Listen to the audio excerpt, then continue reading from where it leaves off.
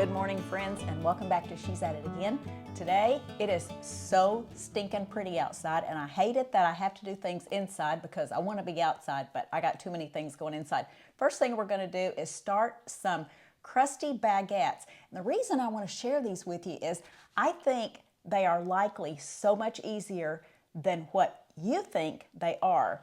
And I'm telling you, there's 4 ingredients in there. Well, let me count. 1, 2, 3. 4 ingredients. It's easier than making pizza dough. It's easier than making a loaf of bread. It's obviously easier than making sourdough. People think that's real hard, even though it's not. But this is 4 ingredients, and you're going to let it rest either all day long and finish it that evening, or you're going to let it rest overnight. You could let it rest all evening and overnight if you needed to. So take a rest, get up the next day, and take on the challenge of baking it off. So we're going to start out with 3 cups minus 1 tablespoon of just organic plain flour. Now this is what I'm using. If you just got conventional plain flour, or if you feel comfortable doing that, then use that. So 3 cups, measure it well, and take out 1 tablespoon of the flour, and I'm going to show you why.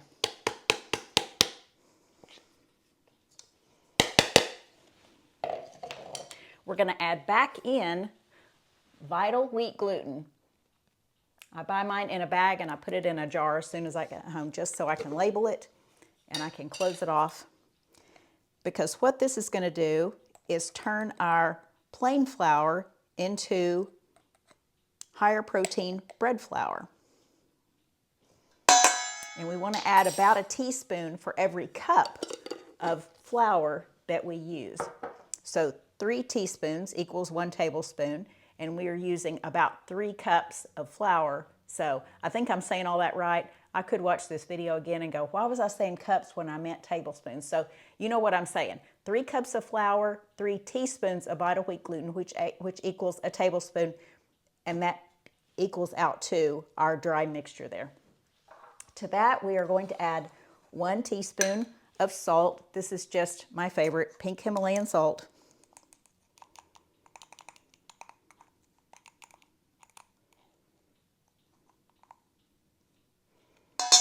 Put it right on top. 1/4 teaspoon of dry yeast. And I know that sounds like a very small amount, but remember, we're going to let this rest for a couple hours. Then we're going to put it in the refrigerator for hours to relax even more. And that yeast is going to eat slowly and comprehensively. So we don't need a lot of it. So just 1/4 teaspoon. Put it in there, not directly on top of the salt. They say it kills it if it hits the salt, but I don't know for sure, but I'm always just a little overly cautious. Now we need 1 cup of warm water. And if you're thinking to yourself, that's where they always get me. I don't know what warm water means. Warm water is around 100 degrees to 110. Just don't get, you could even get it to up to 115. Don't let it get above 120 or you're going to kill off your yeast. I'm going to give this a stir just so I don't get a blob of yeast or a blob of salt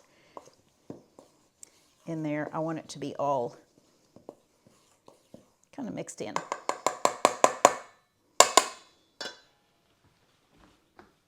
Now we'll pour our water directly on top of it. Let me bring this over here so you can see what I'm doing.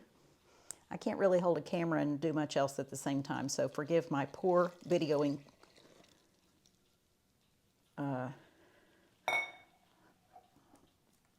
Lack of good video skills.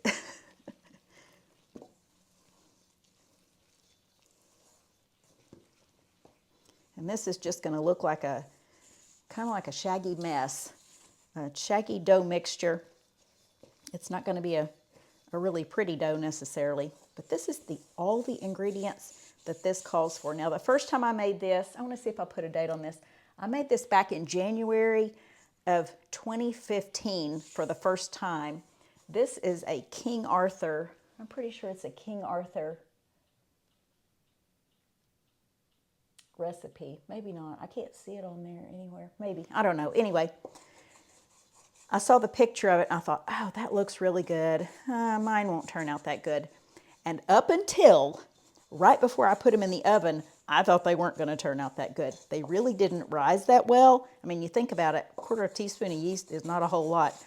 But when I put these things in the oven and, you know, you spritz them with a little bit of water, you cover them with another pan. It calls for this fancy baguette baking dish. I don't have one of those. I don't like the gadgety things necessarily. But it turned out so pretty. And these baguettes were so good. And actually what I need these for is to slice up and make little baguette toasts for a dip that I'm making. So this is my way of getting to that point.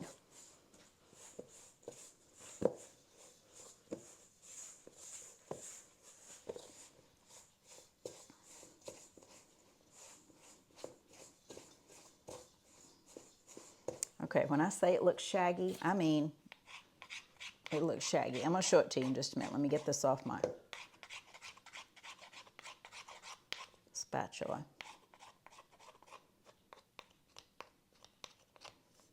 And you'll probably say to yourself, that needs some more water in it, or that needs some oil in it. No, it doesn't. Remember, this doesn't have oil in it. It doesn't have a sweetener in it. It's kind of crazy how good it turns out, considering you really don't have what normally we say is just part of good bread making. Something for the yeast to feed on, which is a sugar of some sort. And I normally always use honey. And then you need an oil to give it that really soft bite. It doesn't need that either, I'm telling you. It's so perfect, just as it is. Okay, this is what it looks like. Isn't that kind of sad? But we're going to cover this up. Let me get my shower cap from the pantry.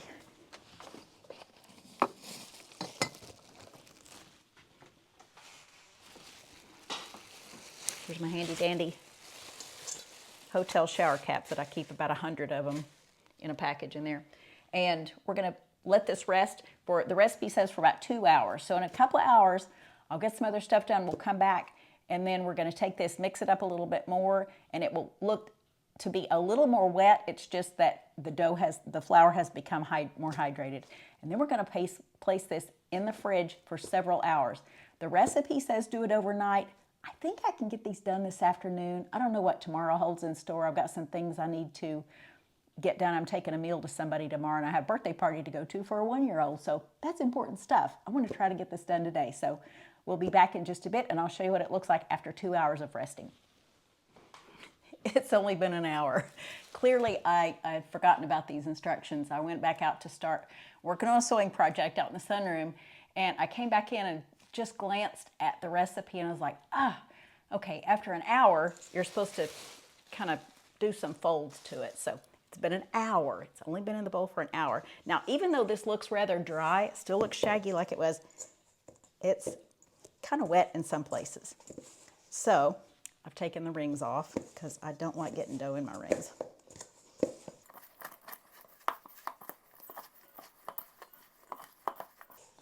Let's get this over here so you can see what I'm doing. If you can see what I'm doing. I'm not sure you can.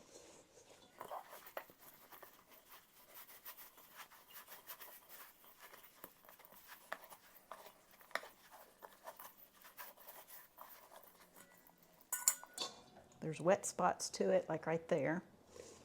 And then there's a lot of crumbly dry. It's just a weird mixture.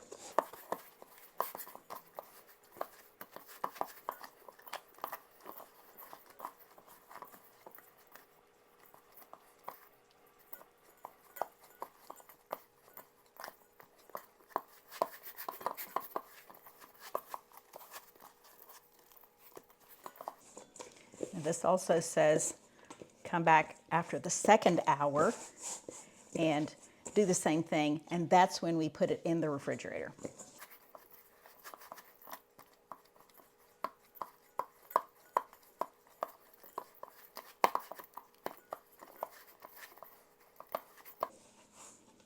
You just basically kind of use the wet dough to pick up the dry particles. This reminds me a little of, except for the kneading part, you wouldn't need it, when you make a pie crust and people always say, it's too dry, I need to add more water. And I'm over there yelling, no, don't add more water. You'll see. It will it will be the right consistency as soon as you get it all blended in. But again, I would not be kneading pie crust or pastry dough like I do this. But it's funny, I wish you could feel this. It's kind of sticky right there. And then you got these dry crumbles there. So it really is weird. You're not doing anything wrong. That's the way it's supposed to be.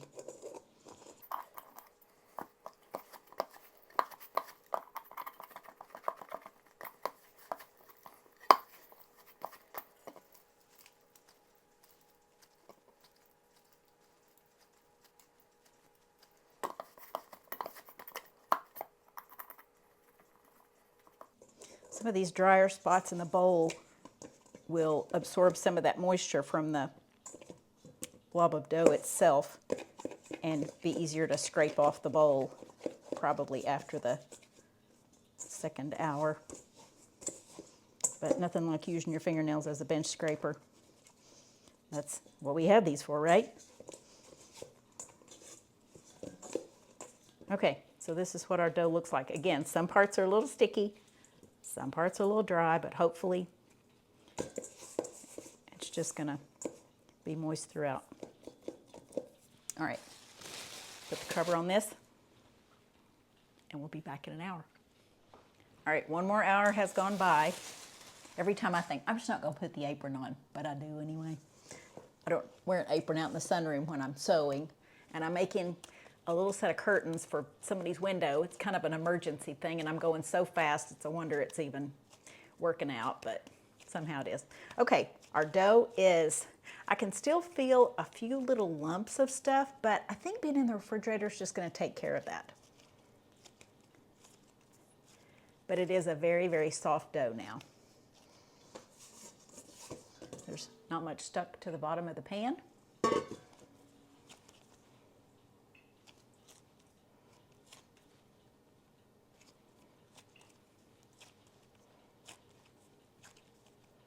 This is my way of folding. It says fold, and I know people who pull it up and they stretch it and then they fold it over 3 ways. No, I'm not much of a folder. But you can fold it if you can do that. It seems to be on the dry side to me, and if I cheat and just add a teaspoon of water to this, I'll tell you later. All right, so now I'm going to put this in the fridge. I'm going to keep it in there a few hours. Hopefully I'll come back this evening. I say that, but I don't know what this evening has in store. But if I have on different clothes or different shirt, and you can see that, then it'll be tomorrow morning. But we're going to let this rest in the refrigerator. The instructions say refrigerate in the covered bowl overnight. Night obviously has nothing to do with it. It just means an extended period of time. So we're going to put this in the refrigerator and let it rest. And when we come back, you'll see what I was able to do. Okay. I'm just using my spray bottle. This is, I think this is distilled water in this, because I don't like storing just plain tap water. If anything, it's Berkey water. Okay. You can see how much water I added to that. Hopefully that'll get absorbed in there. I just don't want it to be too dry, because then it really won't rise very well. Good morning and welcome back. It's obviously the next day. I have on a different color shirt. So yesterday was just too full and I did not feel like doing this. I don't think I would have done a good enough job explaining it had I done it last night. Okay, I took this out of the refrigerator this morning. It's probably been about an hour ago. That's a lot. It's a lot softer than it was when I put it in. So you can tell it's shiny, it's fine. All right, our instructions tell us to take a slightly, let's see, how do they explain it? A lightly greased surface. So here's my lightly greased surface. I don't really want to smear butter, which I have before. I don't want to smear butter or oil on my countertop. That's just something else to clean. So I'm going to bake it on this anyway. This is a stainless steel baking sheet. This is one of my favorite. I have a few of these. It has 3 edges on it, and then this edge is completely flat. I love this silly thing. Found this at a thrift store. In fact, I think I found 3 of them the same day. And I'm looking around going, is there a camera? Because this is too good to be true. I have searched for these things, never really searching hard for them, but just always on the lookout. And when I saw 3 of them the same day, I was like, thank you, Jesus. I am always finding things that are just, it's an unexpected timing. I just will say that. Okay, I'm going to take this butter. You could use olive oil with this or coconut oil. I'm just going to use this like a crayon. So you can see I'm coloring it on. This is going to be my lightly greased surface. This will be less apt to run off this one edge that doesn't have a raised side to it than olive oil. Olive oil would probably drip off. So we're just going to color that in real good. So it looks like this. Now we're going to take our dough out of the bowl. Let me turn this camera down just a bit. You don't need to see me.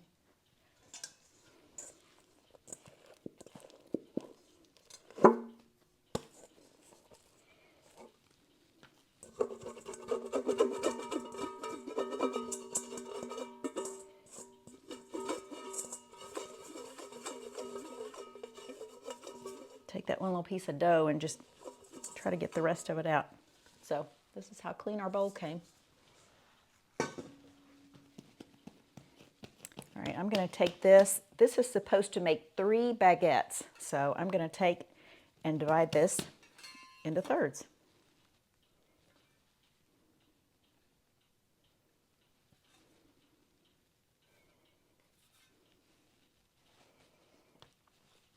They don't have to be the same size, but it's always fun just to see if I can get it somewhere remotely the same size.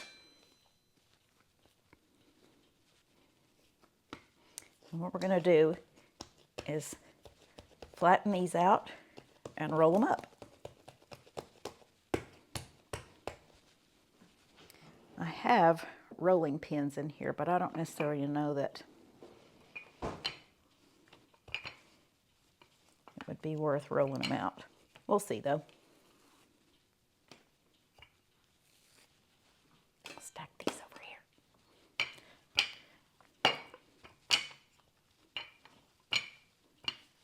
Ideally, I want them almost, well, not quite the length of this. I probably want them to about right here. So maybe 12, 13 inches. Maybe if I do it like this, I can roll it out better.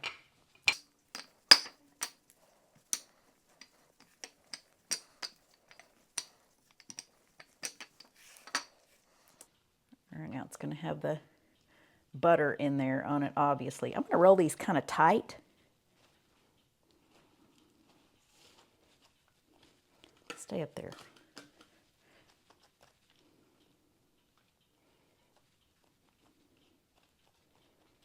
So basically, looks like a snake.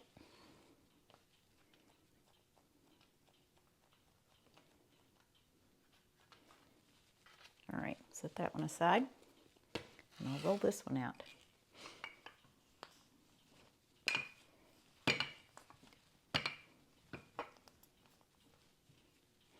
Actually, this is in my way. It's like trying to make the bed with the kids in it. Woo!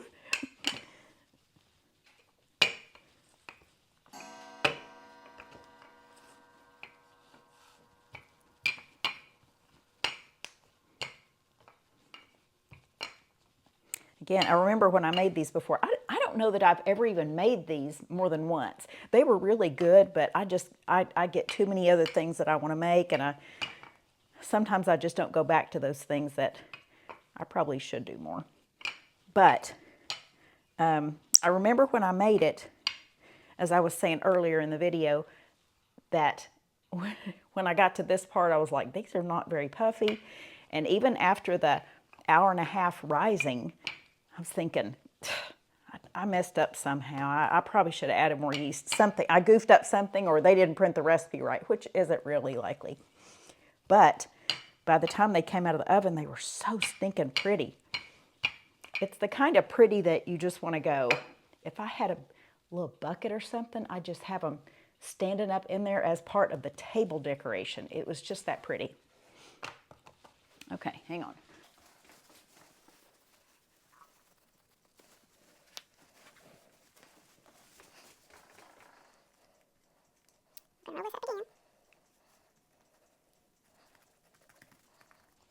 It also says to kind of flatten these out, so I look like I'm giving it a karate chop massage. I think that helps the air get out of it too.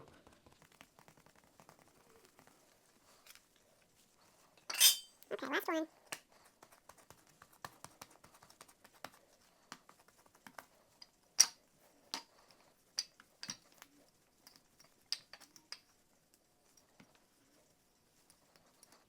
This just goes to show how that resting period in the refrigerator does so much. That's, I've said before multiple times because I've done several pizza dough recipes. Well, pizza recipes, and I always talk about the pizza dough, and I'll say like, this has been in the refrigerator for at least 3 days. It's really against everything I believe in to make pizza dough and then use it right away. It just does not behave. It is just not good. But if you let it rest in the refrigerator for several days, sometimes like I've done it up to 2 weeks. It's crazy. The color looks weird and you think this may not be good. No, it's fine. It's actually fine. If you have it in that well-oiled plastic bag and it's just your pizza dough that you have in there, it's fine. And it's so much better than if you use it right away. Somehow, I don't know how, it's all the same ingredients, just in that one ball of dough, but it just gets better. I realize the texture can change, but I swear, sometimes I think the flavor changes too. It's just so good. And it could be that it ferments a bit. I don't know.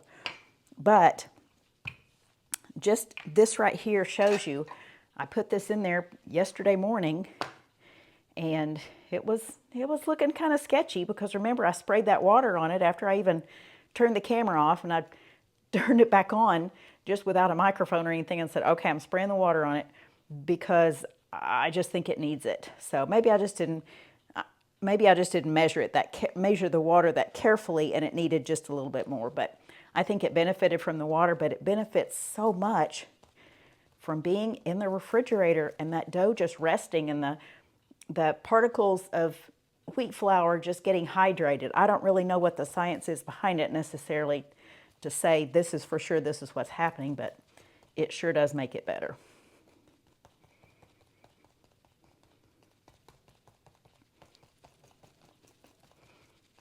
Okay, we're going to line these little fellers up like this, side by side. I think I'm going to put this, what looks like the smaller one. I don't really know if it is. Maybe I just need to stretch it out a little bit. I'll put him in the center. Now the recipe, of course, calls for the fancy baguette baker, and I don't have a baguette baker, but I'm going to show you some, I use this in an endearing term, some hillbilly ingenuity that it's just one of those things. This just goes to show I'm not a highly educated person. I don't consider myself to be very smart, but just common sense tells you how to work some things. Okay. They're about this far apart, and this is what they look like. And I have another pan. This is just a, let me see what size this is. 11 by 15 inches by 2 inches high. And I'm going to take this and put this over the top. Now I'm going to put this out in the sunroom. For those of you who don't have a warm area in your house necessarily, put it in your oven and just turn the oven light on, or put it above your home water heater, something like that, for it to stay warm. We're going to let this rest and rise for an hour and a half. An hour and a half, we're going to come back. I'll have my oven preheated to 450 degrees. We're going to pop it in the oven, but the rest of it should go pretty quick. It's hands off. In the meantime, I need to go do some other things. So an hour and a half, and I'll see you back here. Okay, I'm fixing to take the lid off this, and if these are teeny tiny, you're going to see why I thought I did something wrong last time. And the chances are they are. I haven't lifted this lid up. I just went out in the sunroom and got them, but it's been a little over an hour and a half. All right, here we go. Yep, they're still tiny. I was expecting to be giant and puffy when I made them last time. All right, this is what they look like. And the first thing we want to do, and remember this pan is buttered on the bottom, and it doesn't really necessarily have to have a buttered bottom. I just think it's kind of cool because that's where the flavor is going to be. I'm going to take and make slits in these. Okay, I'm just making gashes in this. This is a super sharp little knife. This is just going to give them room to expand when they bake. And the next thing we want to do is just take and spray water on them, just a light misting of water. It'll cause some steam to come up around this because we're going to leave this pan on top of them. Now don't start this project and then go, what? You got to put a pan on that? It just says if you use the baker, then you use the lid to it, but I don't have the baker. I don't have a fancy baker pan. I'm sure it's probably like terracotta or something fun like that, but I do have my stainless steel baking sheet and then this aluminum pan. This aluminum pan's not going to touch the bread. It's just going to cover the bread. All right, we're going to put this in the oven.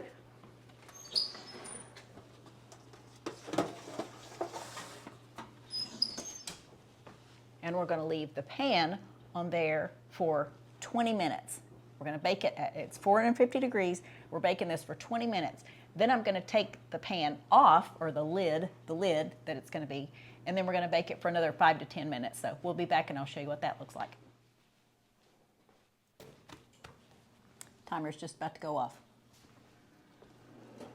Let's see.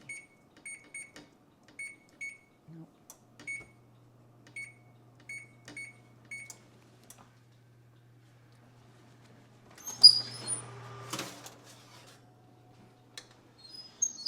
Almost forgot I'm baking something else at 425, so I turn it down. Okay, this is what our baguettes look like. Let me give you a view from up here. Woohoo! So they rose not just a ton, but they still look like baguettes. That's what's so fun about these. And the taste, I do remember the taste. They are so good. But what I'm going to do is let these cool off, and I will slice them into little thin slices and use them as dippers for a dip that I may be making a video on soon. So keep an eye out for that. But these are nice and crusty on the outside. I'm assuming you can hear that. So these are going to be so good. Okay, thanks for watching. Recipe is in the description as always, and we look forward to sharing something again with you real soon.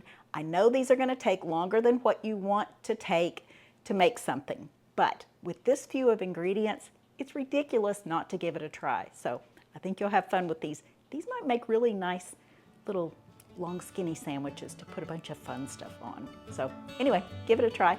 Let me know how it turns out when you make them, and we'll see you next time. Bye guys.